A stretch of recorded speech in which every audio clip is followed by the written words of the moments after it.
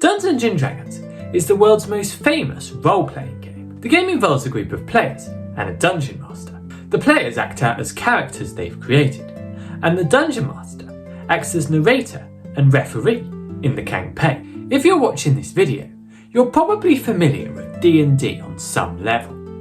But how did Dungeons & Dragons come to be?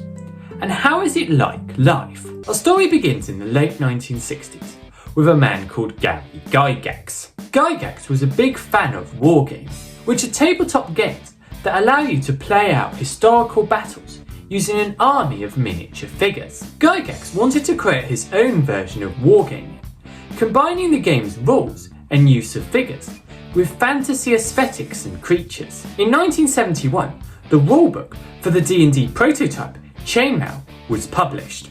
This laid out rules for enacting medieval battles and gave the option of playing against fantasy creatures. Dave Arneson adapted this game's rules for a fantasy campaign in his fictional world of Blackmoor.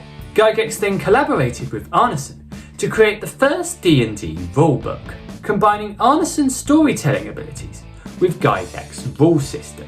The original version only had 4 playable races and 3 playable classes. The Hobbits were renamed to Halflings after the Tolkien estate threatened legal action, and the Fighting Man and Magic User became the Fighter and Wizard respectively. Gygax used his own gaming convention, Gen Con, to promote the game and introduce it to new people.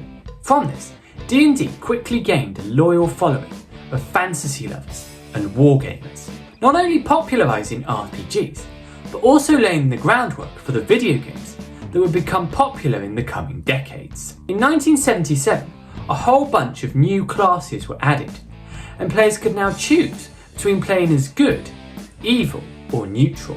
And by the end of the 70s, the iconic trio of the Monster Manual, Player's Handbook, and Dungeon Master's Guide was introduced. The 1980s is when D&D was at its peak popularity, and also when the moral and satanic panic surrounding the game took place. Parents believed the game was corrupting the youth, and radical religious figures thought it promoted Satanism and devil worship. Many violent crimes and suicides were blamed on the game, and there were rumours that the players were carrying out actual spells and rituals. Anyone who has actually played Dungeons & Dragons knows that it's actually just a lot of maths. The Satanic Panic didn't just target Dungeons & Dragons, but also attacked heavy metal music and horror movies, with Christian groups believing that these were gateways to Satanism and the occult. The first movement against D&D was started by Patricia Pulling, whose son, Irving Lee Pulling, had committed suicide. Pulling blamed Dungeons & Dragons for her son's death, and even tried to sue TSR, the company that made Dungeons & Dragons. She put together a group called Bothered About Dungeons & Dragons, or BADD, who appeared on television show 60 Minutes to discuss their concerns around the game. There was also the book Mazes and Monsters by Ronna Jaffe, which was based loosely off the disappearance and eventual suicide of James Dallas Egbert. The book centres around a group of people playing a Dungeons & Dragons-like game called Mazes and Monsters. One of the players becomes unable to discern reality from fantasy and ends up taking his own life. In 1982, the book was adapted into a TV movie starring a young Tom Hanks. TSR responded to this controversy by removing all mention of demons and devils from the game's second edition, replacing these trigger words with terms like tenere and batezu. When the 1990s came around, the moral outrage surrounding D&D started to die down, as violent video games became the bigger concern amongst parents. The 90s also saw a decline in the RPG's popularity. In 1997, D&D was bought by Wizards of the Coast. The third edition was released in the year 2000, introducing ability score modifiers as well as skills, which were different from the 6 existing abilities, and 4th edition came out in 2008. This edition proved to be unpopular amongst players, with many fans switching to a game called Pathfinder that was actually based off old D&D rules. Despite being hated by the fanbase, it did add the Dragonborn race, which would go on to become one of the most popular playable races in the game. Many of the fans lost were won back when the game's 5th edition was released in 2014. Proficiency bonuses to a character's skill set, as well as the ability to roll with advantage or disadvantage, were added in this edition.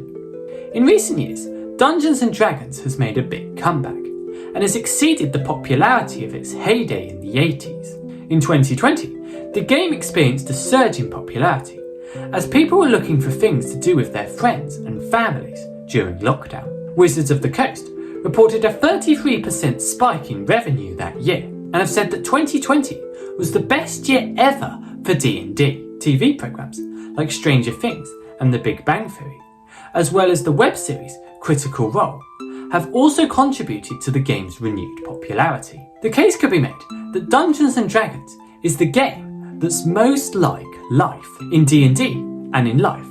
Many decisions we make have a chance of success and a chance of failure. You just need to roll the dice to find out. We all have differing levels of abilities and skills which affect our chances of succeeding or failing at certain things. Just like with ability checks in D&D.